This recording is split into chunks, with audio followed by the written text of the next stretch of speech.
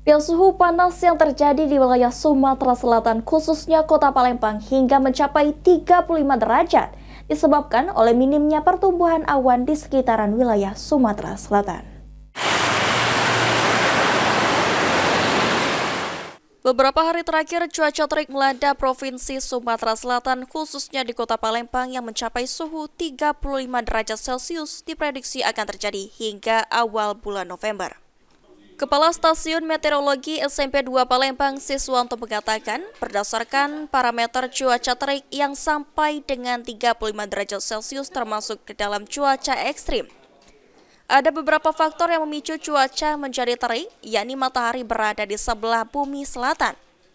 Sumatera Selatan termasuk ke dalam wilayah tersebut, kemudian juga disebabkan minimnya pertumbuhan awan di sekitaran wilayah Sumatera Selatan.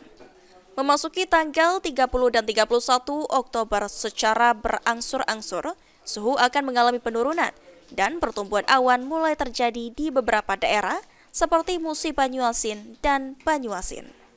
Yang memicu kenapa kondisi cuaca khususnya suhu di Kota Palembang maupun di Sumatera Selatan secara umum terasa sangat panas menyengat. Salah satunya adalah bahwa berdasarkan gerak semu matahari, saat ini matahari sedang berada di belahan bumi selatan dan Sumatera Selatan sendiri adalah berada di belahan bumi selatan.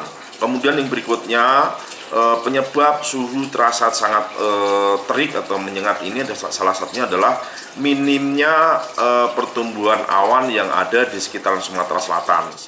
Sementara itu, Dures, salah satu warga, merasa tidak nyaman dengan cuaca terik yang terjadi di Kota Palembang saat ini, terutama ketika melakukan aktivitas di luar. Panas ini, Pak? Ganggu memang, kalau kami ngojek kan memang ganggu. Terutama untuk kita yang aktivitas di luar ini, Pak? Iya, yang ngojek, yang apa-apa, pokoknya di luar ini, Pak. Makanya ojek itu, panasnya ada ini. Baru nganter, istirahat langsung.